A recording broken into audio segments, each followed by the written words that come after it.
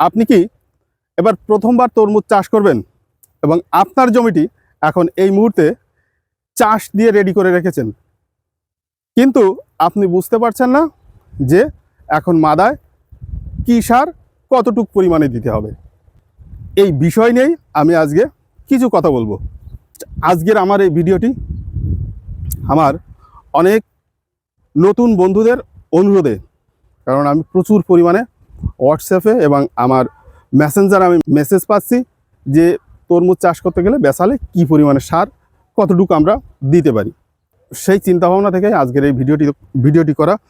দুটো পদ্ধতিতে তরমুজ চাষ করা হয়, একটা মাদায় একটা সারিতে। তো মাদায় আর সারিতে আপনি যেভাবেই তরমুজ চাষ করেন না কেন, এখানে মেইন ফ্যাক্টর হচ্ছে আপনি 1 বিঘা জমিতে কতটুক সার কি পরিমাণে দেবেন। এই খুলনা বেল্টের কিছু কিছু জায়গায় 50% 1 বিঘা হয়, তবে স্ট্যান্ডার্ডের একটা মাপ 33% 1 বিঘা, এটা আমরা সবাই জানি।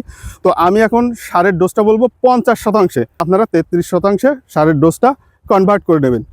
আপনি টিএসপি সার বা ডিএপি সার যেটি দেন সেটি লাগবে 25 কেজি। এবার বলি আমি এমওপি সারের কথা, যেটা মিডিয়েট অফ পটাশ সার বলে। পটাশ সারটা আপনার মোটামুটি 20 কেজির মতো লাগবে।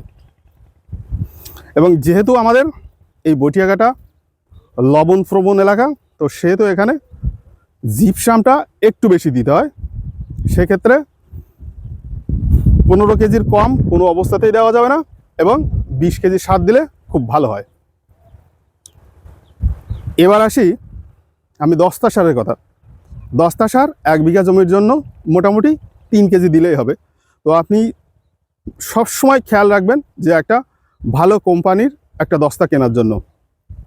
বাজারে হাই লেভেলের যে কোম্পানিগুলো আছে সেই কোম্পানির দস্তাটা ব্যবহার করবেন, কারণ দস্তা সস্তা কোনো জিনিস না।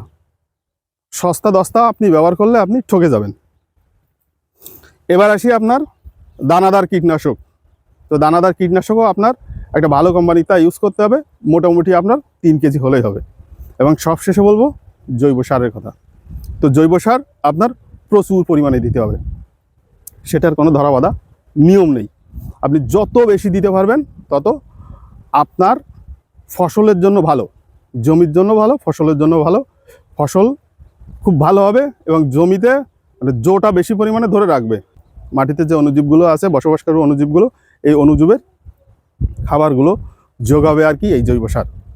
তো জাস্ট এই সারগুলো আপনি সবগুলো সার একত্রে মেশাবেন না, যেহেতু এখানে টিএসপি বা ডিএপি সার আছে এবং সঙ্গে আছে দস্তা।